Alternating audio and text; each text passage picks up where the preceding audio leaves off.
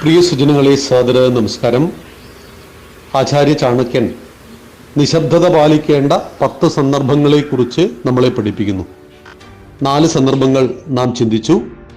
5-ാമത്തേത് ക്രൂരന്മാർക്ക് മുന്നിൽ, 6-ാമത്തേത് സ്വേച്ഛാധിപതികളുടെ മുന്നിൽ. ഈ 2 സ്ഥലത്തും നമ്മൾ നിശബ്ദത പാലിക്കണം. ഒത്തിരി ക്രൂരതകൾ ചെയ്യുന്ന മനുഷ്യന്മാർക്കിടയിൽ ജീവിക്കുമ്പോൾ നാം ഒരിക്കലും അവരോട് തർക്കിക്കുവാനോ അവരുമായിട്ട് സംവാദത്തിലോ ഏർപ്പെടാൻ പാടില്ല. അത് നമ്മുടെ ജീവൻ തന്നെ അപകടത്തിലാക്കി കളയും. സാഹചര്യങ്ങൾക്കും സന്ദർഭങ്ങൾക്കും അനുസരിച്ചാണ് ക്രൂരന്മാരെ കൈകാര്യം ചെയ്യേണ്ടത്. ഇപ്പൊ തീവ്രവാദികളുടെ മുന്നിൽ പെട്ടുപോയാൽ നിശബ്ദതയാണ് ഏറ്റവും നല്ല മറുപടി. ഒരിക്കലും അവരുടെ സിമ്പതി പിടിച്ചു പറ്റുവാനോ ഒന്നും ചെയ്യാൻ പാടില്ല. വാക്കുകൾ ഉപയോഗിച്ചുകൊണ്ട് ആനുകൂല്യങ്ങൾ നേടുവാൻ പരിശ്രമിക്കുന്നത് ക്രൂരന്മാർക്ക് മുന്നിൽ വിജയിക്കില്ല. അതുകൊണ്ടാണ് മഹാത്മാഗാന്ധിയുടെ അഹിംസാ സിദ്ധാന്തം സായിപ്പിന്റെ അരികിൽ വിജയിച്ചത്. സായിപ്പ് ജെന്റിൽമാൻ ആയതുകൊണ്ടാണ്. മറിച്ച് ഒസാമ ബിൻ ലാദന്റെ അരികിൽ ഈ അഹിംസാ സിദ്ധാന്തം വിജയിക്കില്ല. മനുഷ്യന്റെ കഴുത്തറക്കുന്ന അതിക്രൂരന്മാർക്ക് മുന്നിൽ ഒരു മനുഷ്യത്വവും വിലപ്പോവില്ല. അതുപോലെ കുടുംബത്തിലും നമ്മുടെ സമൂഹത്തിലുമെല്ലാം ധാരാളം ക്രൂരന്മാരായ വ്യക്തികളുണ്ടാവും. മനുഷ്യനെ കൊല്ലുന്ന, കുടുംബ വഴക്കിന്റെ പേരിൽ കൊല്ലുന്ന ധാരാളം സന്ദർഭങ്ങൾ നമ്മൾ പത്രത്തിൽ വായിക്കാറുണ്ട്. അതായത് ഏത് ക്രൂരതയും ചെയ്യുവാൻ മനസ്സുറപ്പുള്ള ആളുകൾ നമുക്ക് ചുറ്റുമുണ്ട്. മനുഷ്യരെ വെട്ടി നുറുക്കി കൊല്ലുന്ന ഒരുപാട് രംഗങ്ങളെല്ലാം നമ്മൾ ദൈനംദിനം പത്രങ്ങളിൽ വായിക്കാറുണ്ട്. ഇതിനൊക്കെ ചെയ്യാൻ പറ്റുമെന്ന് ചോദിക്കാറുണ്ട്. നമ്മുടെ നാട്ടിൽ, കേരളത്തിൽ 90% ആളുകളും നോൺ വെജ് ഭക്ഷണം കഴിക്കുന്നവരാണ്. 90% ആളുകൾ കോഴിയിറച്ചി കഴിക്കുന്നുണ്ട്. പക്ഷേ ഈ ഭക്ഷണം കഴിക്കുന്ന, കോഴിയിറച്ചി കഴിക്കുന്ന ആളുകളിൽ എത്ര പേർക്ക് കോഴിയെ അറക്കാൻ കഴിയും, കോഴിയെ കൊല്ലാൻ കഴിയും? 1% അല്ലെങ്കിൽ 1% താഴെ ആളുകൾ മാത്രമാണ് കോഴിയുടെ കഴുത്തറക്കാൻ കഴിയുന്നത്. അപ്പൊ കോഴിയെയും ആടിനെയും ഒക്കെ കഴിക്കുമ്പോഴും ഈ കഴിക്കുന്ന വ്യക്തിക്ക് ഒരിക്കലും ഒരു കോഴിയെ, ആടിനെ, പോത്തിനെ ഒന്നും അറക്കാൻ കഴിയില്ല. കാരണം അയാളുടെ ഉള്ളിൽ ആ ക്രൂരത നിറഞ്ഞിട്ടില്ല എന്നതുകൊണ്ടാണ്.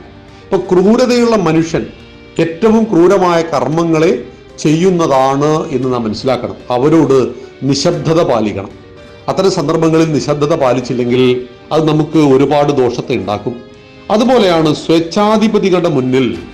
സ്വേച്ഛാധിപതി എന്ന് പറയുമ്പോൾ ചിലപ്പോൾ ഈ ജനാധിപത്യ നാട്ടിൽ നമുക്ക് അത്ര അങ്ങോട്ട് മനസ്സിലാവില്ല. എന്നാൽ നിങ്ങൾ ഉത്തര കൊറിയയിൽ ഒരു സ്വേച്ഛാധിപതി ഉണ്ട്.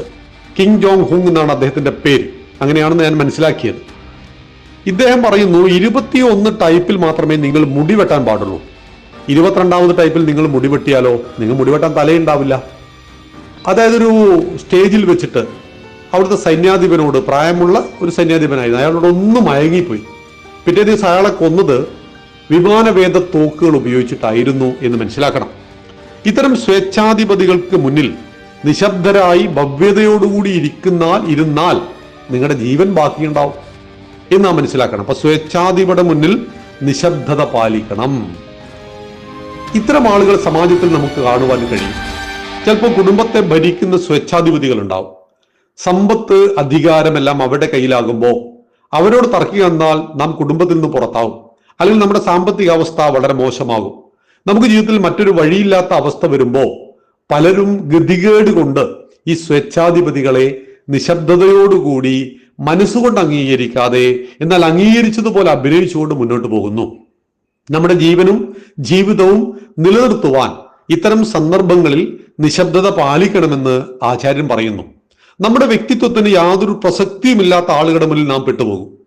നമ്മൾ ഇന്ന ആളാണ്, ഇന്ന വീട്ടിലെ ആളാണ്, ഇത്ര വിദ്യാഭ്യാസമുണ്ട്, ഇതൊന്നും ഒരു ഭീകരന്റെ മുന്നിൽ ഒരു പ്രസക്തമേ അല്ല.